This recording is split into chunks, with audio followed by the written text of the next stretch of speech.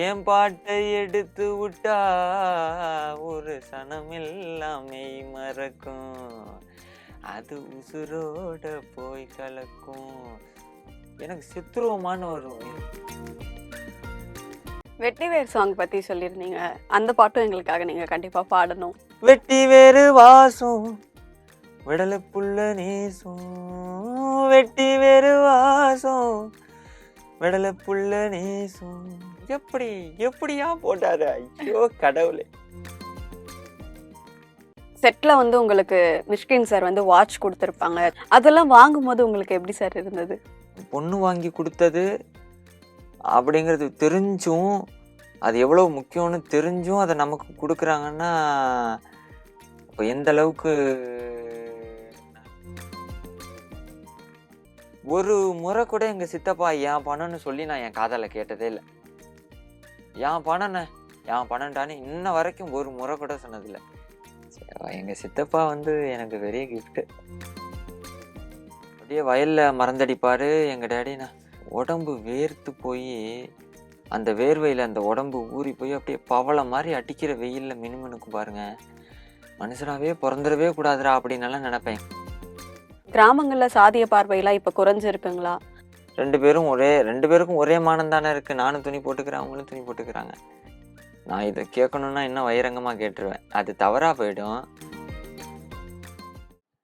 உங்களுக்கு பாட்டு தாண்டி வேற என்னென்ன இன்ட்ரெஸ்ட் எல்லாம் இருக்கு? வேற எதெல்லாம் பண்ணணும்னு சொல்லிட்டு ஆசை?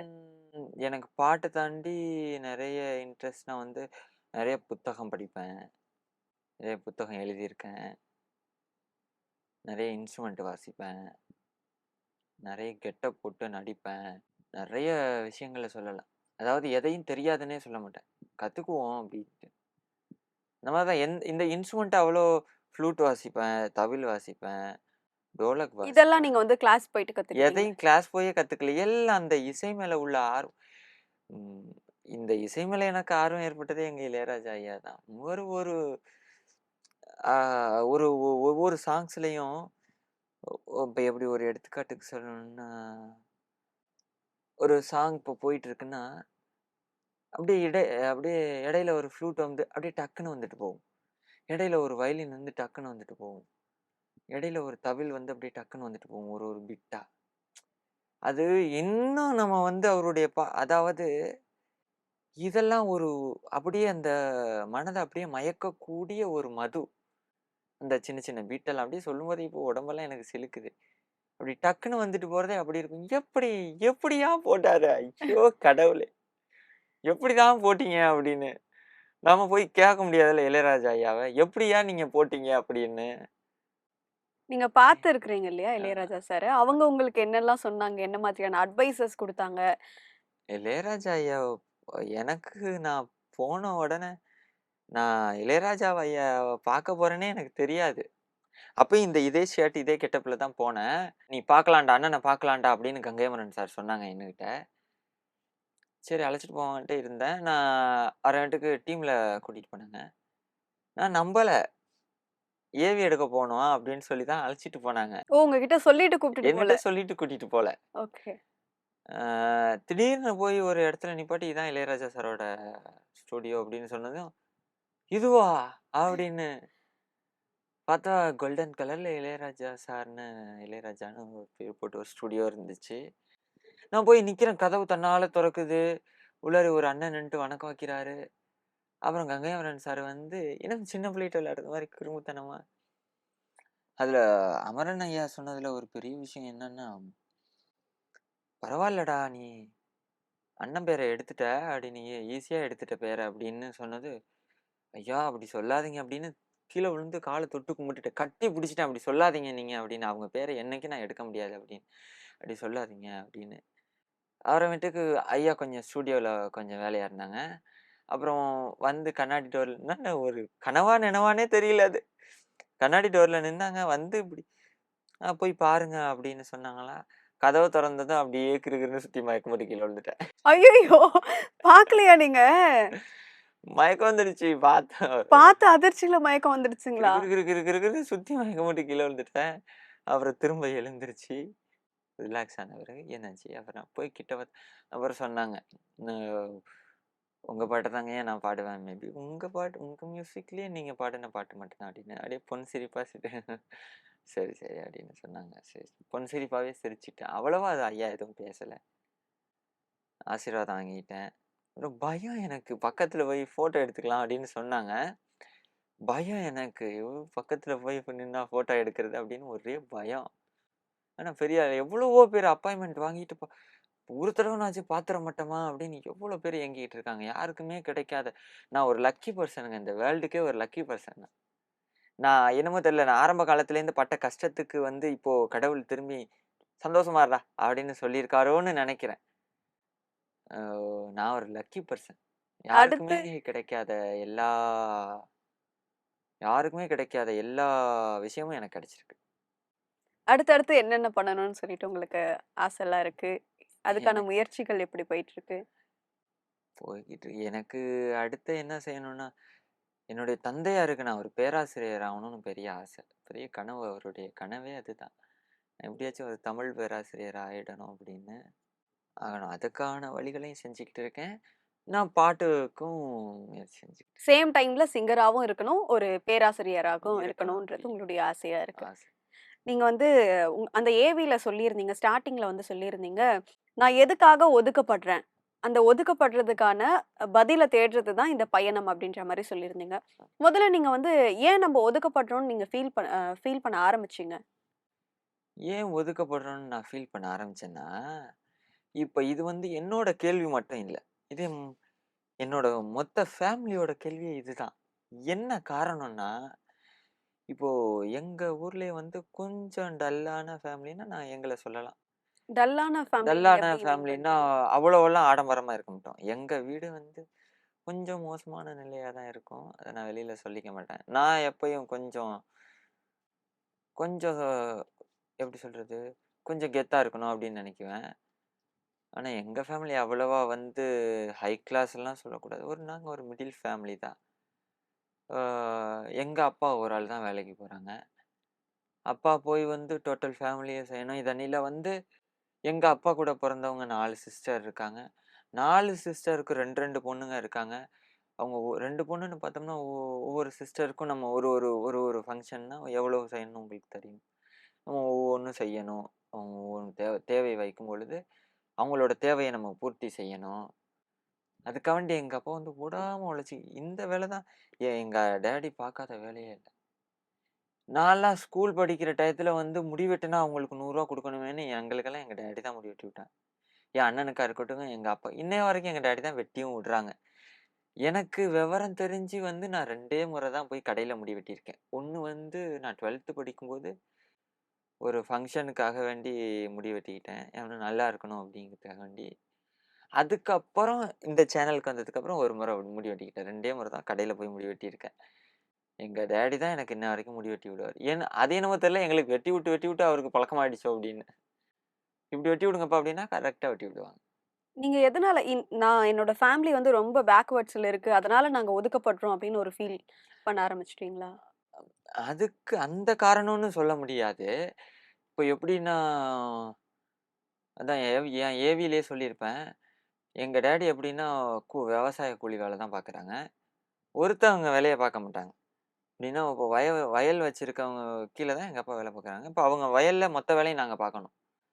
இப்போ நாத்து பறிக்கிறதுலேருந்து, நாத்து விதைக்கிறதுலேருந்து, ஊன்றதுலேருந்து, அறுவடை வரைக்கும் எல்லா வேலையும் நாங்க தான் பார்க்கணும். இப்போ எப்படின்னா, இப்போ நடவு பயிர் செய்றோம்னா நாங்க, இப்போ ஒரு ஒரு ஒரு ஏக்கரு ஒரு 20 பேர் நடணும்னா, 20 பேர் நட மாட்டோம். எங்க வீட்ல நாங்க எல்லாரும் போய் அந்த வேலைய செய்வோம். இப்ப மத்தவங்களுக்கு குடுத்தா, அந்த மத்தவங்களுக்கு அந்த கூலி பணத்த குடுக்கணும்ல. இப்ப நம்ம வீட்ல இருக்கிறவங்க நம்மளே போய் செஞ்சோம்னா, அது நமக்கு யூஸ் ஆகும் அப்படிங்கிறதுக்காக வேண்டி, எங்க அப்பாலேருந்து நான், என் தம்பி, எங்க அம்மா, எங்க ஆச்சி எல்லாம் போய் நடவு நடுவோம். நல்லா வயல் வேலை எல்லா வேலையும் பார்ப்பேன். நடுவேன், களை பறிப்பேன், அறுவடை செய்வேன், எல்லா வேலையும் பார்ப்பேன் நானு. நான் ஏன் ஒதுக்கப்படுறேன் அப்படின்ற கேள்விக்கான இப்படி பயணத்துல, அந்த விடைய வந்து நீங்க அடைஞ்சுட்டீங்களா? தெரியல. தேடிட்டு இருக்கேன். மேபி அதனால இப்படி இவனுங்க இப்படி இருக்கானுங்க. இவனுங்களால நமக்கு என்ன ஆவ போகுது? அப்படின்னு நினைச்சுட்டு நம்மள்ட்ட யாரும் பேசாம இருக்காங்களா? இல்ல நான் வந்து எனக்கு தெருக்கூத்துனா எனக்கு ரொம்ப இன்ட்ரெஸ்ட். நல்ல வேஷம் கட்டி நல்ல ஒரு கெட்டப் போட்டுட்டு கிராமிய நிகழ்ச்சியிலயும் ஆடியே இந்த பாட்டு பாடுறது எனக்கு ரொம்ப பிடிக்கும். மேபி என்னய்யா இந்த காலத்துல போய் இவன் தெருக்கூத்து அது இதுன்ட்டு இருக்கிறானே! அப்படிங்கிறதுனால என்ட்ட பேசாம இருக்காங்களா? என்னான்னு தெரியல. இன்னமும் அந்த கேள்விக்கான விடைய தேடிக்கிட்டே இருக்கேன். மேபி சீக்கிரம் கண்டுபிடிச்சிடுவேன்னு நெனைக்கிறேன். ஆனா எனக்கு ஒரு ஒரு ஆசை என்னன்னா, நான் வந்து கஷ்டப்பட்ட நேரத்துல யாரும் வந்து எனக்கு கை குடுக்கல. நம்ம எப்படி சொல்றது? எங்க சித்தப்பா வந்து கவர்மெண்ட் போஸ்டிங்ல இருக்காங்க. அவங்க போனதுக்கு அப்புறம் தான் கொஞ்சம் ஓரளவு நாங்க நல்ல அ பொசிஷனுக்கு நல்ல வரீங்க. பொசிஷனுக்கு வந்தோம். எங்க சித்தப்பானால தான் நல்ல பொசிஷனுக்கு வந்தோம் நாங்க. காலையில 5 மணிக்கு எங்க டாடி வந்து சின்ன பிள்ளையா இருக்கும்போது, 5 மணிக்கு எந்திரிச்சு போயி அறுப்பு அறுக்கணுமா. 5 மணிக்கு சாப்பாடும் கிடையாதாம். அப்போ வந்து கூழ் தான், களி தான் அப்படின்னு சொல்லுவாங்க. அப்பதான் சொன்னாங்களாம் எங்க அப்பா, நான் ஒரு ஆளு கஷ்டப்படுறேன்டா. நீங்கலாம் படிச்சிடுங்க அப்படின்னு சொல்லி எங்க சித்தப்பாவெல்லாம் படிக்க வச்சாங்க. எங்க சித்தப்பா அதே மாரி அந்த கஷ்டத்த தெரிஞ்சு எங்க சித்தப்பாலாம் வேலைக்கு போயிட்டாங்க. எங்க சித்தப்பா இன்னைக்கு சம்பாரிக்கிறாங்க. இன்னைக்கு ஓரளவுக்கு வந்துட்டோம் நாங்கலாம். இருந்தாலும் சித்தப்பாவுக்கு குழந்தைங்கன்னு ஆன பிறகு கொஞ்சம் அப்ப அவங்களுக்கும் தேவை. அப்ப தம்பிங்களுக்கு எல்லாம் செய்யணும். எல்லா தேவையும் இருக்கு. இன்னமும் எங்க சித்தப்பா எங்களுக்கு எல்லாம் செஞ்சுக்கிட்டு தான் இருக்காங்க. செய்யாம இல்ல.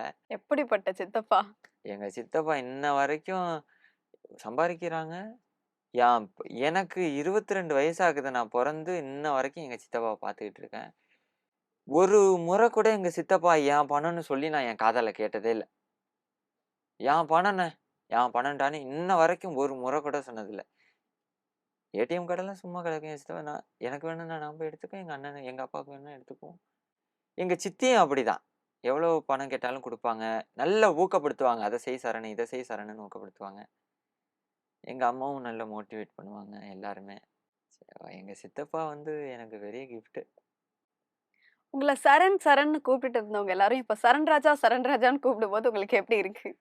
ரொம்ப சந்தோஷமா இருக்கு. பரவால்ல.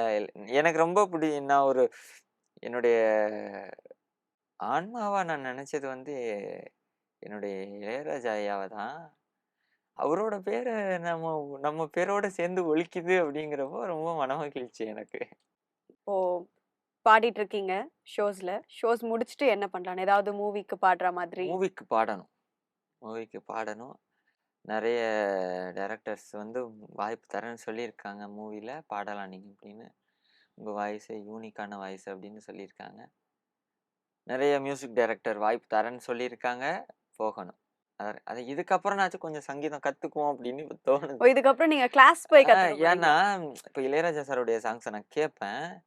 இப்போ வந்து எப்படி சொல்றதுன்னா, இப்போ இந்த "என் தாயெனும் கோயில்ல காக்க மறந்துட்ட பாவியடி கிளியிலேயே" வந்து நல்லா வந்து ஃபீலிங்ஸ் நல்லா இருக்கு அப்படின்ட்டுன்னு ஒரு சின்ன நோட் தான். இதுல தான் வந்து எப்படியா அவரு போட்டாரு? எப்படியா போட்டாருன்னு எனக்கு இன்னும் ஆச்சரியமா இருக்கு.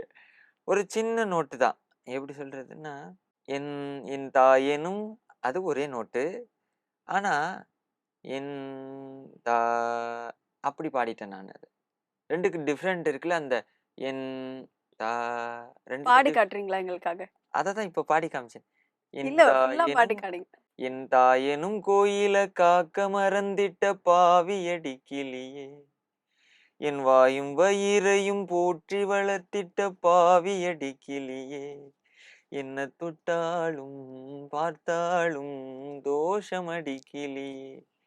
எனக்கேழேழு ஜென்மத்திலும் மோட்சமில்லை கிளியே. இந்த ஸ்டார்ட்டிங் போர்ஷன் ஒரே நோட்டு. ஆனா நான் ஆரம்பத்துல அத பாடும்போது இந்தா இந்தா எனும் அப்படின்னு மேல போயிட்டு கீழ இறக்கி, அத வந்து ஒரு மைன்யூட்டா எந்த அளவுக்கு அத நோட் பண்ணியிருக்காங்க பாருங்க. ஒரே நோட்டு தான் அது. ஒரே ஸ்ட்ரிங்ஸ்ல ஒரே நோட்ல போகுது. ஆனா நான் அத 2 ஸ்ட்ரிங்ஸ்ல ஏத்தி இறக்கி பாடியிருக்கேன். அப்போ எந்த அளவுக்கு ஒவ்வொரு பாடல்லையும் நுணுக்கம் இருக்குன்னு பாருங்க. அதனால தான் எனக்கு அவர ரொம்ப பிடிச்சு போயிடுச்சு. இப்போ உள்ள சாங்ஸ் எல்லாம் பிடிக்கும். நான் அவ்வளவா விரும்பி கேட்கறதில்ல.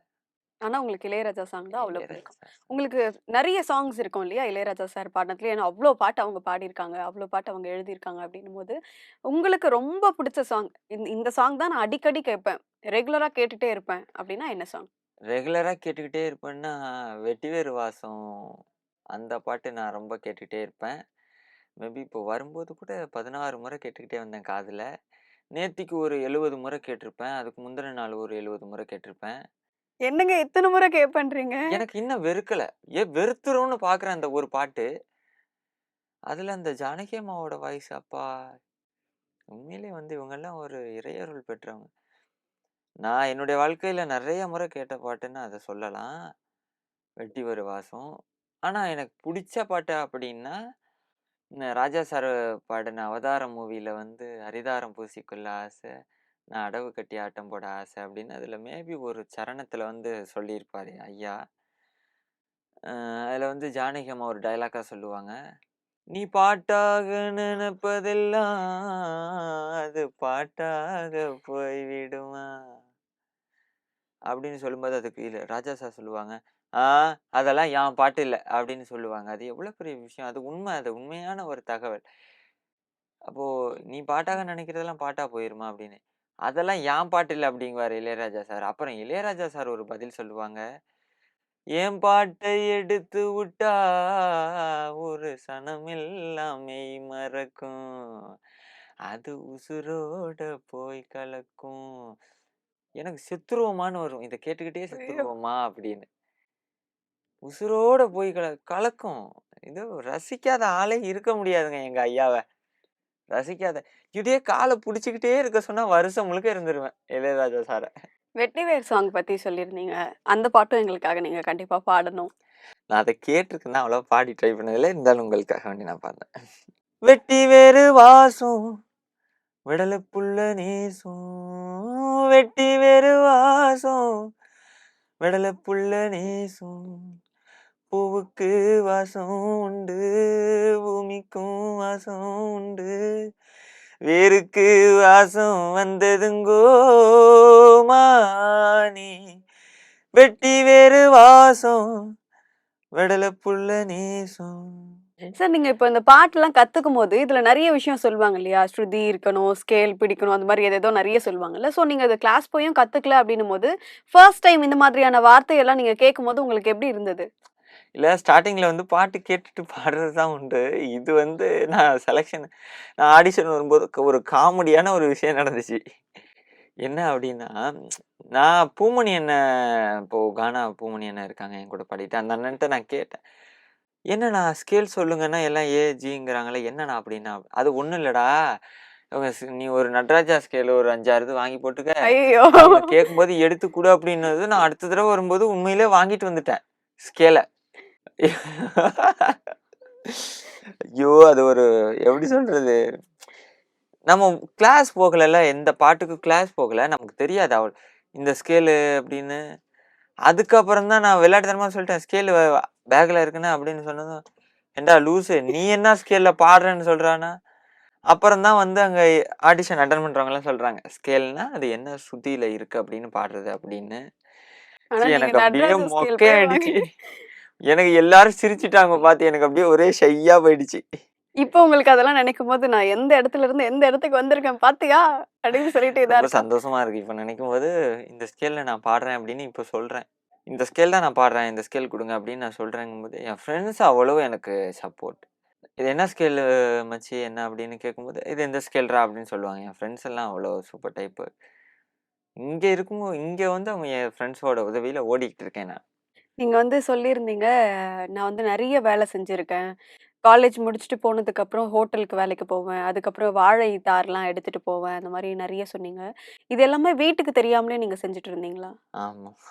வீட்டுக்கு தெரிய ஹோட்டலுக்கு வரும்போது போனது கூட நான் வேலைக்கு அதெல்லாம் சொன்னேன். ஆனா வந்து இந்த பழக்கடைக்கு வேலைக்கு போனது அதெல்லாம் அவ்வளவா சொல்லிக்கல நானு. ஏன்னா பழக்கடைக்கு வேலைக்கு போறதே தெரியாது அவங்களுக்கு. மேபி ஏவில வந்து நான் அந்த 2 ஒர்க் மட்டும் தான் இப்போ சொல்லியிருந்தேன். இந்த ஏவில வந்ததுக்கு அப்புறம் தான் தெரியுங்களா? ஆமா. இப்போ வரைக்குமே தெரியாம இருந்ததா? சொன்னதில்ல. ஏம்னா, புள்ள இப்படி நான் தொந்தரவு செய்ய மாட்டேன். எனக்கு பணம் குடுங்க அப்படின்னு நான் கேட்டதில்ல. சரி அவங்களே கஷ்டப்பட்டுக்கிட்டு இருக்காங்க. என்னத்த போய் கேட்கறது அப்படின்னு. இன்னும் நாங்க 3 பேரும் படிச்சுக்கிட்டு இருக்கோம். 3 பேருக்கும் பார்க்கணும். அதனால வீட்ல செலவு, ஒரு ஹாஸ்பிட்டல் செலவு. எங்க அம்மா வந்து ஒரு எப்படி சொல்றது? ஒரு நோயாளி மாரி தான் எங்க அம்மா. அதிகம் வேலை பார்க்கக்கூடாது. ஒரு மழையெல்லாம் வந்துடுச்சுன்னா நாங்கலாம் ரொம்ப இப்போ அம்மா வந்து இருப்பாங்களா? போயிடுவாங்களா இன்னைக்கு? அப்படிங்கிற அளவுக்கு ஆயிடும். என்னன்னா, எங்க அம்மாவுக்கு இடி இடிச்சாலே அப்படியே விக்ஸ் வர ஆரம்பிச்சிடும். அப்படியே வெட்டி வெட்டி அப்படியே இழுக்க ஆரம்பிச்சிடும். அதுக்காக வேண்டியே நாங்க எங்க வீட்ல மூலிகை செடியெல்லாம் வச்சு வக்கெல்லாம் தூக்கி வீட்ல வச்சுருவோம் வைக்கோல்லாம்.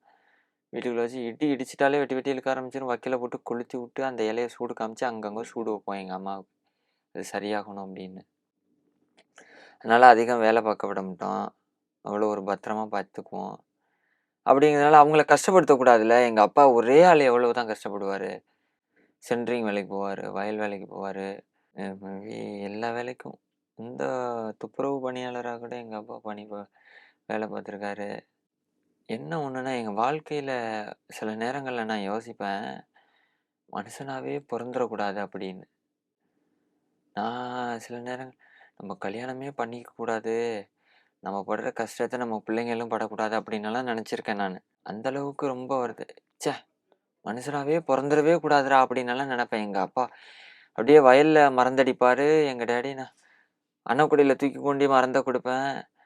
அப்படியே அந்த உடம்பு வேர்த்து போயி, அந்த வேர்வையில அந்த உடம்பு ஊறி போய் அப்படியே பவளம் மாரி அடிக்கிற வெயில்ல மினுமினுக்கும் பாருங்க. அவ்வளோ அழகா இருக்கும். நான் அந்த அழகுக்கு பின்னாடி எவ்வளோ வருத்தகரமான செயல்கள்லாம் இருக்குல்ல. நான் வந்து மேடையில எதையும் நெனச்சுட்டேன்னா அழுதுருவேன். சொல்ல மாட்டேன் எதையும். ஏன்னா, என்னுடைய அழுகைக்கு பின்னாடி நெறைய வருத்தகரமான செயல்கள்லாம் நடந்திருக்கு. நான் நெறைய அசிங்கப்பட்டுருக்கேன். அந்த ஹோட்டல்ல வேலை பார்க்கும்போது கூட, அப்போது வந்து திருநெல்வேலியிலேருந்து ஒரு ஐயா வந்து சாப்பிட வந்தாரு. நம்ம தமிழ் படிக்கிறோம் அப்படிங்கிறதுக்காக வேண்டி, யாரனாலும் ஐயா, அம்மான்னு சொல்லி தான் பழக்கம். அதனால வேண்டி, சொல்லுங்கய்யா, என்னங்கய்யா சாப்பிட்றீங்க? தண்ணி எடுத்துட்டு வரட்டாங்கய்யா? எதுவும் சட்னி, சாம்பார் வேணுமாங்கய்யா? வேற எதுவும் ரைஸ் எடுத்துட்டு வரட்டாங்கய்யா? அப்படின்னு கேட்டேன். அவரு திடீர்னு சாப்பிட்டுக்கிட்டு இருந்த அந்த பிளேட்டோட தூக்கி என் மூஞ்சில அடிச்சுட்டாரு. மூஞ்சில அடிச்சுட்டு திடீர்னு அவரு ரொம்ப பேட் வேர்ட்ஸ்ல என்ன பேச ஆரம்பிச்சுட்டாரு. ஏங்க நான் எதுவும் எதனால? அததான் நான் கேட்குறேன். இது நான் தவறா எதுவும் பேசிட்டேனா? அப்படின்னு. அப்புறம் தான் அவங்க அவங்க ஊர்ல வந்து ஐயான்னா நக்கல் போல இருக்கு. அது எனக்கு தெரியாதுல்ல. நான் தமிழ் துறையில படிக்கிறேன் அப்படிங்கிறதுனால, ஐயா, அம்மான்னு சொல்லி எனக்கு பழக்கமா போயிடுச்சு. அத அவரு தவறா எடுத்துக்கிட்டாரு. தட்ட தூக்கி அடிச்சுட்டாரு என்ன. அப்படியே மூஞ்சில சாப்பாடெல்லாம் தெறிச்சு எனக்கு ரொம்ப அதுக்கப்புறம் எனக்கு கோவமாயிடுச்சு. ரொம்ப இன்னும் பேட் வேர்ட்ஸ்ல பேச ஆரம்பிச்சதும். சாப்பிட வந்தீங்கன்னா சாப்பிட்டுட்டு போங்க. தேவையில்லாம பேசக்கூடாது அப்படின்னதும், அவரு ஒரு நான் ரொம்ப திமிரு பிடிச்ச ஆள் நானு. அப்போ அந்த ஐயா சொல்லிப்புட்டாரு திடீர்னு, "ஒண்ணும் இல்லாததுனால தானே இங்க வேலைக்கு வர, மூடிட்டு பாரு" அப்படின்னு சொல்லிட்டாரு. எனக்கு அப்படியே சுர்ருன்னு ஆயிடுச்சு. எ டக்குன்னு தோணிடுச்சு என்னன்னா, கோவம் வந்துருச்சு. டக்குன்னு என்ன தோணிடுச்சுன்னா, "அவரு சொல்றது உண்மைதானே" அப்படின்ட்டு செவனேன்னு உள்ளார போயிட்டேன். ஒண்ணுமே பேசல. அவரு சொல்றது உண்மைதானே அப்படின்னு அப்புறம் அதுக்கப்புறம் எங்க ஓனர் கூப்பிட்டு பேசிட்டு இருந்தாரு. அதுக்கப்புறம் அவரு என்னைய கூப்பிட்டு மன்னிப்பு கேட்கலான்னு நெனச்சாரு. என்னைய கூப்பிட்டு விட்டாரு. என்னத்த கூப்பிட்டு விட்டாலும் அவர் தட்ட தூக்கி அடிச்சதும், அவரு கேள்வி கேட்டதும், "ஒண்ணும் இல்லாததுனால தானே நீ இங்க வந்து வேலை பார்க்குற, மூடிட்டு பாரு" அப்படின்னு சொன்னதும், "வந்துடுமா தீயினால் சுட்ட புண் உள்ளாறும் ஆறாதே நாவினால் சுட்டவடுன்னு" திருவள்ளுவர் சொல்லியிருக்காரு. அது அவரு சொல்லி ஒரு 1 1/2 வருஷம் ஆயிடுச்சு. இன்னும் அது உறுத்திக்கிட்டே இருக்கு மனசுக்குள்ள. அது உண்மைதானே, அது உண்மைதானேன்ட்டுன்னு இதெல்லாம் வீட்டுக்கு தெரியுங்களா? தெரியாது. இதெல்லாம் நான் சொன்னதே இல்ல. வீட்டுக்கு சொன்னது இல்ல. ஏவில கூட நான் சொல்லல. அதுக்கப்புறம் அடங்கிட்டு, எல்லாம் அடங்கிட்டு. அதுக்கப்புறம் யார்ட்டயும் அவ்வளவா பேசுறதில்ல. எதுனாலும் வருத்தம். அதுக்கப்புறம் தான் வந்து நான் புத்தகம் படிக்க ஆரம்பிச்சேன். அதுக்கப்புறம் தான் புத்தகம் எழுத ஆரம்பிச்சேன். இந்த ஒரு நெறைய கவிதை தொகுப்புல கவிதை எழுதியிருக்கேன். நான் எழுதின ஒரு வேர்ல்ட் ரெக்கார்ட்லாம் கவிதை பண்ணியிருக்கீங்க தான் இல்லையா? வேர்ல்ட் ரெக்கார்டுன்னு சொல்லியிருக்கேன் என் ஏவில. நான் பண்ண ஒரு புத்தகம் வேர்ல்ட் ரெக்கார்ட் வாங்குனுச்சு. பாவலர் தமிழ் ஒலி விருது வாங்கியிருக்கேன். பைந்தமிழ் செல்வன் விருது, தமிழ் செல்வன் விருது வாங்கியிருக்கேன். ரத்தினகவி விருது வாங்கியிருக்கேன். நெறைய விருதுகள் நெறைய இத்தன வாங்கியிருக்கேன். விருது வாங்கியிருக்கிறீங்க. ஏதாவது அதுல இருக்க உங்களுக்கு ரொம்ப பிடிச்ச கவிதை ஏதாவது சொல்றீங்களா? நான் ரொம்ப மனவருந்தியே தான் நான் சொல்லிட்டேனே. "மனப்பால் குடித்து வந்தேல் நாவலே நீ மனப்பால் என்று வெறுத்தாலே வேதனையை கொடுத்தாலே" அப்படின்னு நான் ஒரு வரி அதில அந்த கவிதையில எழுதியிருப்பேன். அப்புறமேட்டுக்கு ந ஒ அந்த டயத்துல வந்து நெறைய கவிதை எழுதினேன். ஜெயகாந்தன் ஐயாவுடைய கதைகள்லாம் நெறைய கேட்பேன் நானு. ஏன்னா, "இரவின் மடியில் இனிமையான உறக்கம் என் எண்ணவழி நினைவில்னு" அந்த டயத்துல ஒரு ஒரு கவிதை எழுதி புக்ல குடுத்திருந்தேன். அதுக்கப்புறம் எனக்கு பிடிச்ச வரின்னா, அந்த நேரம் வந்து அந்த காதல் தோல்வியான நேரம் வேறயா, ரொம்ப மன வருத்தத்துல இருந்தேன் நானு. அப்போ ஒரு கவிதை எழுதினேன். மழை பொழிந்திடும் நேரம், சாரளத்தின் ஓரம், ஆண்மையில் கொஞ்சம் தூரம், அது நிலைமையில் நானும்னு ஒரு கவிதை எழுதினேன். அது நல்லா அது அப்போதைக்கு வந்து என் ஃப்ரெண்டு மனோஜ்ன்னு சொல்லிட்டு ஒருத்தன் இருக்கான். அவன் இன்ஸ்டால போட்டான். ஒரே ட்ரெண்ட்ல போணுச்சு அந்த கவிதை. அது மாரி நெறைய எழுதுவேன். வருத்தம் ரொம்ப கவலைப்பட்டேன்னா புக் எடுத்துக்கிட்டு உட்காந்துருவேன் சிவனேன்னு. மறந்து போயிரும் புத்தகம் படிச்சோம்னா. செட்ல வந்து உங்களுக்கு மிஷ்கின் சார் வந்து வாட்ச் குடுத்திருப்பாங்க. அதுக்கப்புறம் அவங்க பொண்ணு வாங்கி குடுத்த அவங்க பொண்ணு சம்பாரிச்சு அவங்களுக்கு வாங்கி குடுத்த வாட்ச், ரிங் எல்லாம் வந்து உங்களுக்கு குடுத்திருப்பாங்க. ஆமா. அதெல்லாம் வாங்கும்போது உங்களுக்கு எப்படி சார் இருந்தது? ரொம்ப சந்தோஷமா இருந்துச்சு. ஏன்னா மிஸ்கின் ஐயாவுக்கு அவங்க பொண்ணுன்னா ரொம்ப பிரியம். அதுவும் ஒரே ஒரு பொண்ணு. மேபி வந்து அப்பா தந்தைமார்கள்லாம் வந்து மகள் மேல வந்து ரொம்ப பாசமா இருப்பாங்க. அந்த மாரி தான் மிஸ்கின் ஐயாவும். அப்போ த பொண்ணு வாங்கி குடுத்தது அப்படிங்கிறது தெரிஞ்சும், அது எவ்வளோ முக்கியம்னு தெரிஞ்சும் அத நமக்கு குடுக்குறாங்கன்னா, அப்ப எந்த அளவுக்கு நம்மள ஐயா மனசுல வச்சிருப்பாங்க அப்படின்னு. அதெல்லாம் ஒரு ஒரு ஒரு ஒரு மறக்க முடியாத மூமெண்ட் அதெல்லாம். ரொம்ப சந்தோஷமா இருந்துச்சு. ச்சே! நம்மள இந்த அளவுக்கு அவரு நெனச்சிருக்காரே அப்படின்னு. அதுக்கப்புறம் தான் எனக்கு தோணுச்சு. நம்ம இன்னும் பெஸ்ட்டா குடுக்கணும், இன்னும் பெஸ்ட்டா குடுக்கணும், இன்னும் பெஸ்ட்டா குடுக்கணும். நான் ஒழுங்கா பாடலன்னா என்ன திட்டுவாரு. இந்த தடவ நீ ஒழுங்கா பாடலடா, நான் பஸ்ஸர் அடிக்க மாட்டேன்டா அப்படின்ருவாங்க. அப்பலாம் சரி எனக்கு தெரியும் அதெல்லாம். நான் என்னைய கூட ஆங்கர்லாம் கேட்டுருக்காங்க. என்ன பஸ்ஸர் அடிக்கலன்னு வருத்தப்படுறியா? அப்படி இல்லையே! நான் இன்னைக்கு நல்லா பாடல, எனக்கு அடிக்கல. அடுத்த ஷூட்ல நான் நல்லா பாடுனேன்னா, எனக்கு ஜட்ஜஸ் அடிக்க போறாங்க. அவ்வளோதான் அப்படின்ட்டு போயிடுவேன். எல்லாத்தையும் பாசிட்டிவா எடுத்துட்டு போக வேண்டியது தான். கிராமங்கள் தான் இப்ப நாட்டுடைய முதுகெலும்பு அப்படின்னு நம்ம சொல்றோம். அப்படின்னும்போது கிராமங்கள்ல சாதிய பார்வைலாம் இப்ப குறைஞ்சிருக்குங்களா? உங்களுடைய பார்வை என்ன அது பற்றி? இல்ல என்னுடைய பார்வை என்னன்னா, முன்பு வந்து இல்ல. சாதிய பார்வை வந்து முன்னாடி இல்ல. அப்படியா? இப்ப தான் இருக்குங்கிறது என்னுடைய பார்வையா இருக்கு. முன்னாடி இருந்தவங்க யாரும் பார்க்கல. இப்போ உள்ள ஜெனரேஷன் பார்க்குறாங்க. வேற ஒண்ணும் இல்ல. இது சிட்டில மேபி இல்லாம இருக்கலாம். ஆனா கிராமப்புறங்கள்ல இன்னமும் இருக்கு. இப்போ Facebookல கூட வைரலா போயிட்டு இருக்கு. ஸ்கூல் போற பிள்ளைங்கள கூட பாதைய மறைச்சுக்கிட்டு போகக்கூடாதுன்னு சொல்றாங்க. இன்னமும் மேபி இருந்துகிட்டு தான் இருக்கு. அதுவும் தீவிரமா. இதுக்கு முன்னாடி இந்த அளவுக்கு இல்லன்னு சொல்றீங்களா? இதுக்கு முன்னாடி இந்த அளவுக்கு இல்ல. இப்போ இருந்துச்சு. இல்லன்னு சொல்ல முடியாது. அந்த அளவுக்கு பெருசா எடுத்துக்கல அத. இப்போ அது பெருசா இருக்கு. இப்போ ஒரு காலகட்டங்கள்ல வந்து சில குறிப்பிட்ட இன மக்கள வந்து செருப்பே போட வேண்டாம்னு சொல்லியிருப்பாங்க. சத்தமா பேசக்கூடாதுன்னு சொல்லியிருப்பாங்க. தீபாவளிக்கு சத்தமா வெடிக்க கூடாதுன்னு சொல்லியிருப்பாங்க. அதிலேருந்து கொஞ்சம் மாறுதல் பட்டு போயி, இப்போ கொஞ்சம் எல்லாம் வெளில வந்துட்டாங்க. கொஞ்சம் எனக்கு என்ன ஒரு வருத்தம்னா, இந்த படிச்சவங்களும் இப்படி இருக்காங்களே அப்படின்னு. என்ன சாதி? என்ன சாதி? 2 பேரும் 2 நீயும் பேரும் மனுஷன் தான், நானும் சாப்பாட மனுஷன் தான் தான். சாப்பிடுறோம். 2 பேருக்கும் ஒரே ரத்தம் தான். 2 பேருக்கும் ஒரே மானம் தானே இருக்கு. நானும் துணி போட்டுக்கிறேன், அவங்களும் துணி போட்டுக்கிறாங்க. நான் இத கேட்கணும்னா இன்னும் பகிரங்கமா கேட்டுருவேன். அது தவறா போயிடும். இருந்தாலும் அது இருக்குதா இன்னும். அதெல்லாம் குறைச்சுக்கணும்னு நான் நான் எதிர்பார்க்கிறேன். ரொம்ப வருத்தப்பட்டு சொல்றேன். அதெல்லாம் குறைச்சுக்கணும். ஸோ நீங்க ஃபேமிலியா சேர்ந்து இவ்ளோ கஷ்டப்பட்டு ஒரு நல்ல பொசிஷனுக்கு இப்போ வந்திருக்கீங்க. இப்போ சரண் ராஜா அப்படின்னு சொல்லும்போது எல்லாருக்குமே தெரியுது. இன்னும் வந்து சரண் ராஜா வந்து எல்லா மக்களுக்கும் போய் சேரணும். அடுத்தடுத்து வந்து நீங்க நெறைய படத்துலலாம் பாட்டெல்லாம் பாடணும். அந்த பாட்டு எல்லாம் நாங்கலாம் கேட்கணும் அப்படின்னு சொல்லிட்டு நாங்க கண்டிப்பா வாழ்த்துறோம். நன்றி சார். நன்றி.